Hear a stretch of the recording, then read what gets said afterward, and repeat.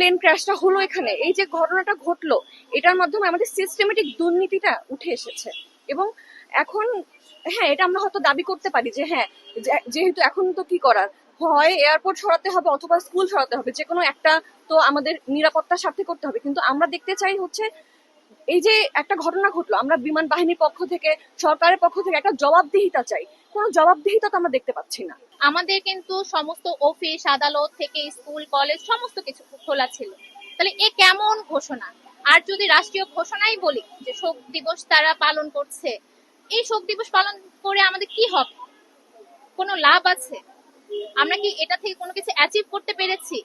দেখেন, আজকে কিন্তু এই প্লেন দুর্ঘটনাটা কিন্তু নতুন না। এর আগে আমাদের অনেক মেধাবী পাইলট কিন্তু এভাবে মারা গিয়েছে। তার সাথে আপনি দেখেন, এই ধরনের ঘটনা বাংলাদেশে খুবই কমন ঘটনা। কখনো আমাদের উপর ফ্লাইওভার ধসে পড়ছে, কখনো আমাদের উপর হলো বিল্ডিং ধসে পড়ছে। রানা প্লাজার ঘটনা আমরা দেখেছি, কিন্তু কখনোই আমরা লাশের সারির হিসাব পাই না। এই হিসাবটা আমরা আমাদের সরকারের কাছে চাই, এবং এই নিরাপত্তা দেওয়া তাদের হলো আমাদের, তাদের কাছে অধিকার, রাষ্ট্রের কাছে আমাদের অধিকার জনগণ হিসেবে। আমরা গত দুদিন আগে মাইলস্টোনের শিশুদের মধ্যে ফিলিস্তিনের প্রতিচ্ছবি দেখতে পেয়েছি।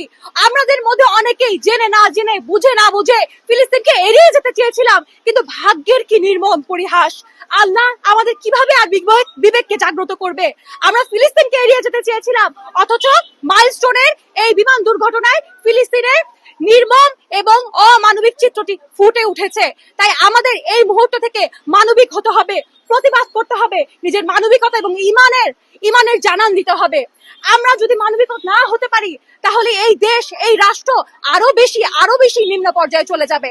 আমরা অনেকেই নিজের রাষ্ট্র ব্যবস্থা নিয়ে, নিজের ধর্ম নিয়ে, নিজের ইসলাম নিয়ে অনেক বেশি পিছিয়ে থাকে এবং অনেক বেশি অবহেলা প্রকাশ করি।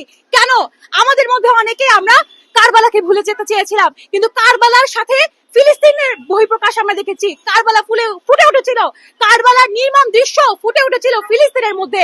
সেই ফিলিস্তিনের নির্মম দৃশ্য ফুটে উঠেছে মাইলস্টোনের মধ্যে। এর মাধ্যমেই তো আল্লাহ আমাদের বোঝাতে চাচ্ছে যে যেখানে যেখানে আমরা মানবিকতার বেলায়, জুলুমের বেলায় চুপ থাকবো, তত বেশি আমাদের সাফার করতে হবে।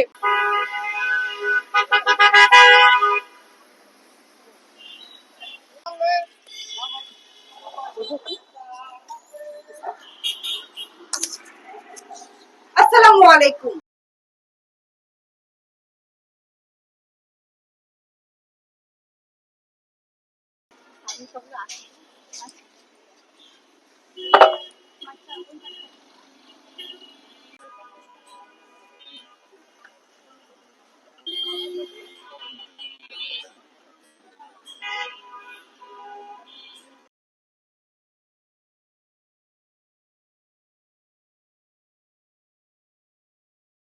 নিয়ে উড়বে আর মরবে।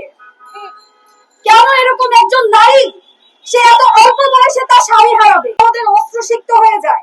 আমার সন্তানের চেহারা আমার চোখের সামনে ভাসে, আর অন্যদের সন্তানদের কথা বারবার চিন্তা আসে যে কেন তারা আজকে এই ভাঙা প্লেনে উড়ে তাদের জীবন দিতে হচ্ছে। আমাদের যে মৌলিক চাহিদা, আমাদের যে সবকিছুর জন্যই আমরা আসলে শোকাহত। আর হচ্ছে যে আমরা